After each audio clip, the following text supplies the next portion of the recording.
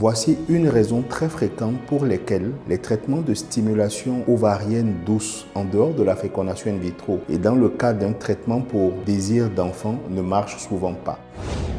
Dr Zaïdola Toundji, gynécologue obstétricien spécialisé en traitement de l'infertilité. Dans le parcours de fertilité d'une femme, il peut arriver que des traitements lui soient donnés pour stimuler ses ovaires, optimiser ses ovulations. L'idée, c'est de pouvoir prescrire des médicaments qui lui permettent d'ovuler 2, maximum 3 fois chaque mois pour augmenter ses chances mathématiques de tomber enceinte. Donc, c'est très fréquent. Vous le savez toutes. Une situation habituelle que je rencontre souvent chez certaines patientes, c'est que je vois des patientes qui vont me dire « Oui, j'ai fait 3 cycles, 4 cycles, 5 cycles de stimulation, mais rien. » Et moi, je pose la question « Est-ce qu'on a vérifié la perméabilité de vos trompes ?» Je me rends compte que ça n'a pas été vérifié. Donc, je vous rappelle, quel que soit le médecin qui est en face de vous, le gynéco en face de vous, si on vous prescrit des médicaments pour pouvoir stimuler votre ovulation, et vu que maintenant vous êtes des apprentis docteurs, malgré toutes les recommandations qu'on vous donne, de copine en copine, vous vous prescrivez des médicaments en mode automédication, ce qui est formellement à proscrire. Sachez que théoriquement, on ne doit pas prendre de médicaments pour stimuler l'ovulation si on n'a pas au préalable